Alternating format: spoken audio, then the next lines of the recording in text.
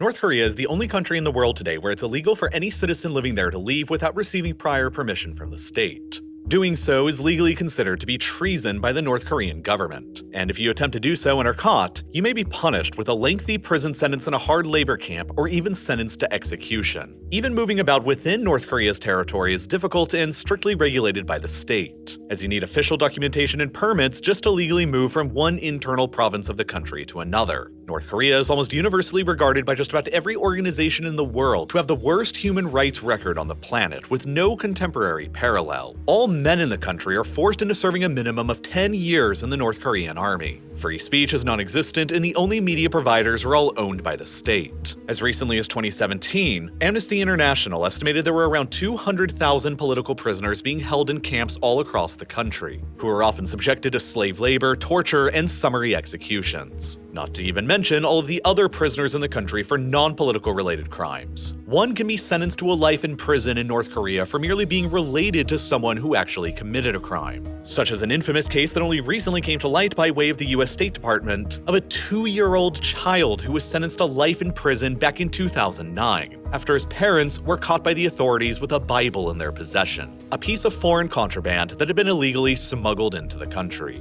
All foreign media and content from the outside world has been strictly outlawed within North Korea for decades, with various penalties being dealt out to anyone caught smuggling such content in, distributing it, or consuming it, up to and including life in prison and death. North Korea is one of only 4 countries remaining in the world that routinely carries out public execution of prisoners, with the only others being Iran, Saudi Arabia, and Somalia. It also has historically been extremely difficult for any foreigners to get permission to get into the country, and whenever they have been allowed in, they are permanently placed under intense levels of surveillance the entire time they are within, and only taken on highly curated tours where they are only shown what the regime wants to be shown. Sometimes foreigners who visit are even killed when they run astray of any number of the regime's arbitrary laws, like Otto Warmbier, an American man who was visiting North Korea as a tourist back in 2016, who was arrested after allegedly attempting to steal a propaganda poster from the wall of his hotel, a crime for which he was later sentenced to 15 years of hard labor in a prison camp.